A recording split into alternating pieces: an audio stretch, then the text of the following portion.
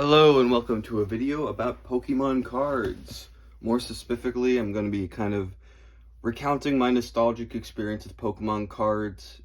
It was kind of a weird one, not really the kind of typical one you'd see for most people where, they love Pokemon, all their friends loved it and everything like that. I was a bit of a cynic when it came to Pokemon because I thought the TV show was just like the worst thing I've ever seen in my life. Like, I thought it was so dumb. I hated the characters' voices. I thought it was so annoying. I hated how the same thing happened in every episode. So I was anti-Pokemon for a bit there until my friend from middle school showed me, he let me play Pokemon X and Y, like the actual game, and I didn't realize what the game actually was, I guess. And like, I had so much fun, like, naming and catching Pokemon. Just like the silliness of it, like there was something really appealing there that I kind of discounted. And that's when I got my first Pokemon, which was a Furret named Cuttlebun, who is, I still consider that my first Pokemon. Cuttlebun, he's not with us anymore, as my game was stolen when my sister brought it to church, but he lives on in our hearts. But yeah, Pokemon cards, kind of comes with the territory. Like a lot of people, I have a binder of most of my quote-unquote rare cards. There are a few ones that are missing here, like some that are in this binder, which is the only time I've ever tried to complete a set. Furious Fist from the X and Y days. I don't think I'm ever going to complete it, actually. I thought it'd be fun. I thought it'd be fun to try to complete a set. And then I looked up what the cards I was missing went for on eBay, and yeah, that's not happening. I was like, oh, I already have one of the full arts. Oh, this is going to be difficult. I already have one of the full arts, so, how bad can it really be? But, yeah, there's like 30 Lucario cards that are all worth like 20 to 30 bucks. And, I don't know, if it costs like that much to complete the set, then sure. But, no, I'm not gonna, that's just not my speed. I don't know. I like collecting. It's like a fun, silly thing. I remember the card I really wanted was Hawlucha EX. Not really for any reason in particular. I just kind of decided. I liked Hawlucha a lot at the time. And, I was looking for, I guess, EX or rare cards of ones that Pokemon I actually liked. And Hawlucha was, like, pretty much the only one, because they did a lot of Mega Pokemon, a lot of legendaries at the time who aren't really my style. This is kind of a giant tangent about this Furious Fist thing, but this is probably one of my favorite sets. It's the one I have the most fondness for, because I remember getting the most packs, so I was always looking for that Hawlucha. But that was really, like, the extent of it. I didn't really play competitively, or the card game. Aside from the Game Boy version, I've never really played it. But hey, let's talk about what's actually in front of us. And that is the Pokemon cards from Gen 1. Most of these I got from yard sales and secondhand sales and stuff. So while it looks pretty impressive, like, these are a lot of great cards, like, we have, one of these is first edition, I think. Or maybe it's here? There's some card that, like, looks like it, yeah, first, right here. Wow, first edition Machamp. But then oh, can you zoom in? Yeah. And then you look at it and you're like, oh, this thing's like beat up. This is like a kid-owned card. And, it was owned by 2 kids, I guess, if you think about it. So, yeah, not the greatest. But it's just cool to have these kind of things, just to kind of like fill out the collection. Because, like, I don't know, something about the eclectic nature of these cards, the way that they all, like, feel, I don't know, it's not like, it's not like some methodical thing where I try to get every single Pokemon.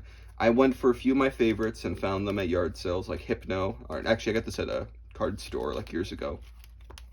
But, like, I don't know, they just look nice together. I just like having, like, a nice little timeline of the Pokemon TCG, of just, like, through random cards I've acquired. And for Gen 1, most of these I did get through yard sales and stuff. But for the later gens, a lot of these were actually gifts, which I'll get into. Gen 2, yeah, no, don't really have anything from Gen 2. I have a single, the only card that's not a promo, that's actually a rare, is this Ampharos. I think it's from Neo Genesis. Yeah, I do like it. It's one of those classic ones where you have the watercolor, like Ken Sugimori style artwork with just a nice background, which kind of is like the standard for a lot of these, especially in the early days. When it comes to Gen 3, this is when it gets to those aforementioned gifts. My friend, the same one who introduced me to Pokemon, I don't know how he got these, but I remember one day he just sent me a bunch of like Pokemon cards in the mail. Or there's 2 times this actually happened, because one time there was a friend I had from camp. I actually have an ancient video about it on my main channel, about just receiving these random Pokemon cards. And both together, like, I don't know, some of these are just, I remember the ones from my middle school friend the most, like, distinctly, just getting them and just being so confused. Because I was still new to Pokemons, and I knew that this was not the right type for Pidgeot or whatever, but it just seemed so strange. The one that stuck with me the most, I think, was this Kingdra. I don't know, something about it just stuck with me forever. Just the flames, and I don't know, it's just the image of this thing seared into my mind. That's not to say that all of these cards were ones that I received through gifts. One of them I actually purchased for myself, and that was Furret. As I said previously, Cuttlebun, aka Furret, was my first Pokemon. So he's my favorite Pokemon, I think, still, to be honest. And this card is just beautiful, and the condition is really good, and it's like a reverse holo, so it's like all nice. And I don't know, this artist has been around the Pokemon TCG for a long time, and seeing them just, I don't know, extract such like a silliness from Furret, like this feels true to the character for some reason. Like, I don't know, I love it. It's awesome. Just great stuff right there. Do the wave as his attack. Are you kidding me? Like, it's so cool. And I do have 2 of the early EXs from the Ruby and Sapphire days. That was one that was a gift, definitely. And then we get to the other side. Oh, it's still zoomed in. Sorry, guys. Yeah, the way I'm recording this is very strange, so sorry if there's a few hiccups along the way. Yeah. Actually, could you even... well, it'll be fine. Yeah, more Pokemon from the Ruby and Sapphire era. I got them from the same places. Like, this is from my friend from middle school, and this was from my friend from camp. It's just cool because, like, I don't know, they remind me of the people and those fun memories. And they also I just love the eclectic look of a bunch of different Pokemon cards together from the same era. The only one that's, another one that is, like, kind of irregular is this Lotad. I don't know, I love Lotad a lot, and I think this is my only Lotad card, and I love how dark it is, because there's something, like, silly and dark about Lotad, because he's just kind of like this introverted looking Pokemon, you know? It kind of makes sense that he evolves into Ludicolo. It's like, oh, he's bursting out of his bubble or whatever, but, like, I don't know, I like the loner Lotad. It's the kind of thing Pokemon does a lot, actually, where, like, the first few stages are kind of, like, more reserved before they break out into a more expressive final form. It kind of reminds me of, like, Swadloon from Gen 5. It's a similar idea, I think. And then we get into Gen 4, and surprisingly, once again, I have a lot of Gen 4 Pokemon cards. Some of these are from the people I mentioned before. Yeah, but it's about the same story. A lot of these Prime cards as well. Donphan Prime, Magnezone Prime. This is another one that, like, has stuck with me forever. My Milotic C. I don't know, there's something about it where looking at it, it just kind of captured my imagination at a pretty young age, and I've never forgotten the way it's looked and everything about it. It's just very majestic and beautiful. And I remember, like, really not understanding what the C meant, because I wasn't intimately aware of Pokemon from, like, a real level, so it just seems so, like, mysterious and weird. Like, that's the thing I remember the most about these, like, Gen 3 and 4 sets. Just all these different types of cards and gimmicks and stuff. Like, it all just seems so, like, fascinating, because I just really wasn't used to it, you know? It was like, wow, there really is, like, a lot of different, like, stuff going into Pokemon. It's not as cut and dry as I thought. Alright, back to the normal. Yeah, a few more holos from Gen 4. When we get into Gen 5 is when things get a little more complicated. A lot of these cards are actually, a few of them are ones that, like, people in middle school gave to me, because, like, you know, they didn't care about Pokemon cards anymore, so whatever, I'll take them. I just like looking at them. But once we get to, I'd say, around, like, here, some of these I actually pulled for myself, like Black Kyurem, most of the ones from Legendary Treasures, because that was not my first set, but I have a really strong fondness for the Legendary Treasures set, because you know, I got into Pokemon during the X and Y era, and the sets from, you know, Legendary Treasures, it was just kind of like sometimes it was in stores, it was like this rare thing, and then whenever I got the set, it just had so many like beautiful cards. The Radiant Collection, like, I just loved these, and just the look of them were so beautiful, and like, I don't know, it just felt like this secret thing that only I knew about, so I'd always look for it. I think some of these I also got from a few of the boxes, because, you know, there are some Gen 5 boxes left over at the end of Gen 6, so I picked up some of those, and I think some of these are from there. The Electros definitely isn't. That's one my friend gave me. The hollow pattern and like the kind of savage look of Electros is one that has kind of stuck with me in a similar way. I guess this video doesn't have that much value. It's just kind of nostalgic, meandering. But I think that's important. Like, I don't know. It's fun to kind of look through. I really do like the TCG as like this kind of like nostalgic artifact rather than like the kind of hype machine it has, I guess, always been. But, you know, it's being more, you know, the focus of like everything being valuable and such is just so strong nowadays. And we have some more cards from the Radiant Collection. I don't know. There's something, when I pulled this Reshiram, I really felt like I could do anything. What is behind this Pikachu? Oh, I have two of that Pikachu. Okay. Because it was just, I'd never really gotten a Pokemon card before that felt so different, I guess. Because, like, you know, you have the standard Pokemon cards with art, which is awesome. And then you have at the time, I was mostly used to the EXs that, you know, they're kind of cool, but it's just kind of generic CGI, you know, very cookie cutter. They all tend to look the same, and it's just not as interesting as, say, like a holo card would be, as like the rare card from like back in the day, when these are a lot, you know, it's kind of the same thing, you know, a very basic shot of a Pokemon with a cool background, but with them all being CGI and the same art style, it kind of lost the impact. But then getting these full arts, like, I don't know, they were just so full of life, and it was unlike anything I ever had known from Pokemon, and I was just, I don't know, I just fell in love with it. And then we get into Gen 6. This was when I was like actively buying Pokemon cards. Not exactly for X and Y base set, even though I did somehow end up with a pretty, you know, decent chunk of them. You know, I got Emolga, Blastoise, Venusaur. This Kangaskhan from Flashfire I remember pulling. If you have a few silly ones like this Reverse Holo Bidoof. For Furious Fists, I kind of pulled out the rare ones from here. I should probably put them back, because, like, I don't know, the whole making of trying to complete the set started to feel very hopeless, so it's like, might as well just put them back. I think this was my first secret rare, Mega Manectric EX.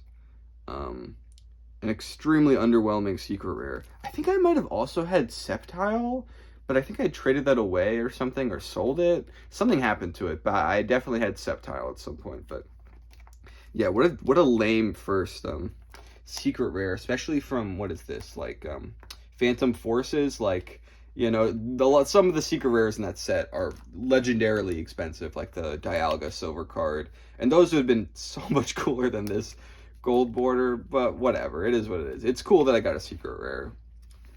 And then we go to the ORAS era. This is when I was like buying packs every single time I went to Walgreens, basically. I love Ancient Trade Bidoof. This is another one of my favorite cards of all time. I want the holo version of it pretty bad, because I just love it. I think it's fantastic. Like, this, just giving Bidoof the treatment like this and giving him so mystical. Like, I love it when you can tell, like, they get it, like, when it comes to, like, some Pokemon that otherwise kind of get the short end of the stick. This was back when Bidoof wasn't that popular. He's gained a lot of popularity in the years since, but, you know, from Gen 5, Gen 6, even Gen 7, like, no one gave a crap about Bidoof. I was, like, the only fan of him for, like, forever. And, you know, from, well, what was it called? Not Roaring Skies. Maybe it's called Roaring Skies. There's some, the Pokemon sets all have, like, very similar names, so it's kind of hard to remember which one's which. But I think Roaring Skies, we've got a few of the Rayquazas. Thundurus, full art, that was a cool one to get.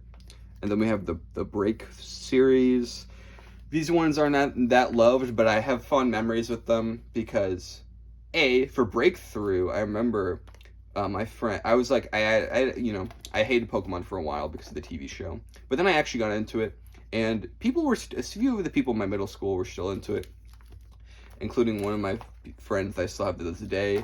And I remember like he got me Pokemon cards, I think for like a Christmas like swap thing the school was doing.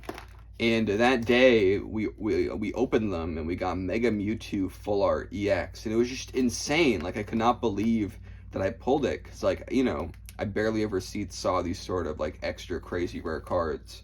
And then I think I also pulled the normal Mewtwo, and I was just like, oh my god, like wow, this is crazy. Like what a crazy pack. Actually, there's one.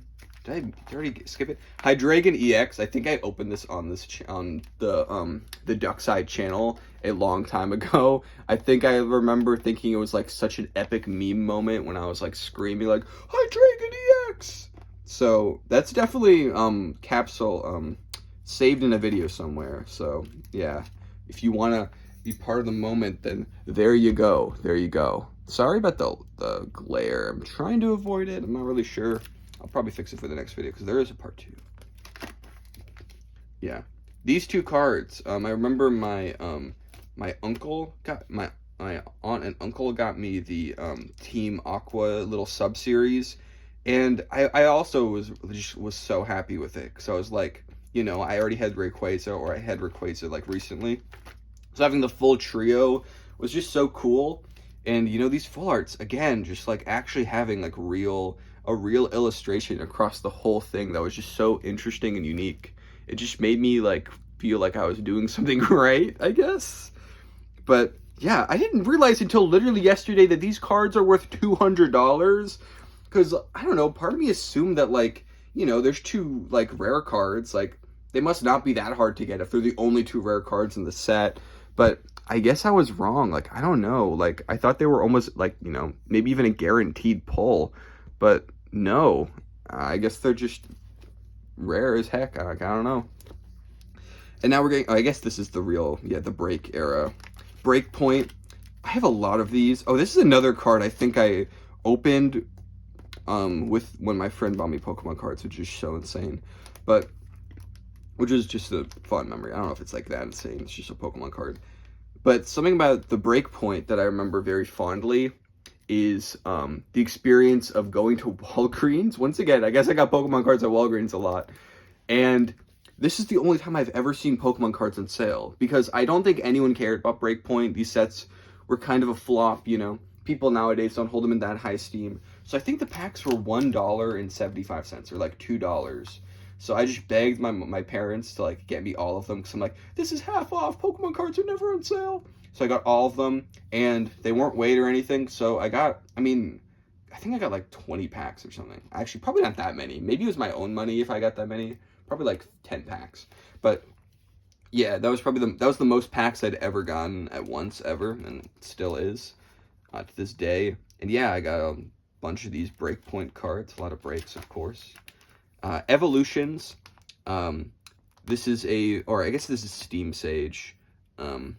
Yeah, Steam Sage I have a few cards from there. It was fun. It was alright. Just another set. But Evolutions, this is one I have a very distinct memory of opening Slowbro in the car. Leaving Walgreens, because of course it's Walgreens. Walgreens is the place where Pokemon cards are sold. Yeah, but I don't know. I just loved. I know a lot of people don't like Evolutions like then and now, but I think these classical style, like, hollows, like, I don't know, these are just classic. Like, of course, they're not exactly the same, but it's just so awesome to get the chance to get some of these. Like, Mew, like, the original, I know it's not as, like, cool as the original one, it's a little too bright, but Hitmonchan, like, that was, like, such a classic card. The Haymaker set, not Haymaker set, but the Haymaker deck, like, come on, like, that was just so cool. And the Radiant collection, I think this is actually separate, but this Sylveon's worth like $80. But I don't know, I just think it was a really fun set to open back in the day. And I don't know, I just really liked it. It kind of made sense for X and Y.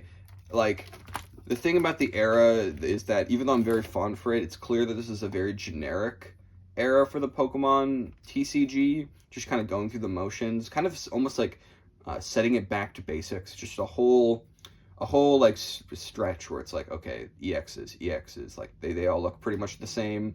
Very few special or crazy cards. The break cards kind of introduced a little bit of something there, but really it was like super basic, you know.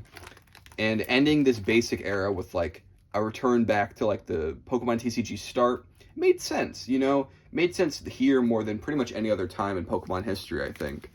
And yeah, I mean, it is what it is. But I still do hold it in the funness. Here's some promo cards from tins. Lots of these break ones. I love this Dedenne a lot. It's from the Radiant collection. I forget what it was. Generations. And here we have Sun and Moon. Sun and Moon disappointed me a lot as a kid. I still was buying the Pokemon cards whenever, just kind of a force of habit. None of these really stuck with me. Like, I don't know. I think it felt like it was easier to pull rare cards, but the rare cards didn't have the same impact, you know? I do love the holo pattern on these a lot. This might be my favorite holo pattern. Like, the sort of the toxic sludge look, like, so cool there. Like, I love that. It works super well. It's distinct, but also not distracting, which I think was perfect. Yeah, these are just Pokemon cards. I do, I have a full art of a tag team. That was cool. And my second or third secret rare is Karate Belt. Yeah, I mean, it was cool, I guess. I think I had another item secret rare that I might have sold or gotten rid of at some point. Some of those Detective Pikachu cards. And yeah, promos from Sun and Moon. Nothing too crazy here. And then we have Sword and Shield. I'm kind of surprised I was still buying Pokemon cards by then, because, you know, with Sun and Moon, I really slowed down and kind of stopped caring. Like, I couldn't even tell you individual sets for a lot of these. Sword and Shield, similar story, but I guess you know, it was just fun to have a new Pokemon to get, you know. I have, you know, have a VMAX or two. Nothing too crazy. More Peko VMAX. That was cool, because I think I was the only one who liked that Pokemon, so it was cool getting him. Promos, I do like the Snorlax a lot. Very good card there. And in the back, the only card from Scarlet and Violet, I think, that I have of a new Pokemon is this one. Because, I don't know, I didn't play Scarlet and Violet. I heard a lot of bad things about the performance, and the past few Pokemon games had just kind of been generic. Maybe not generic, but not fully featured, you know, they're kind of lacking. But this card, like, this Pokemon, I think it's just a fantastic design. I just love it. Like, the colors come together so well, and I love, like, I don't know, the silliness of it. Like, it feels classic, but also so unique for a Pokemon. So when I saw a card of it for 10 cents at a card shop, I'm like, you know what? Sure, let's get this. So, yeah, that's the, you know, that's another card. Cool stuff.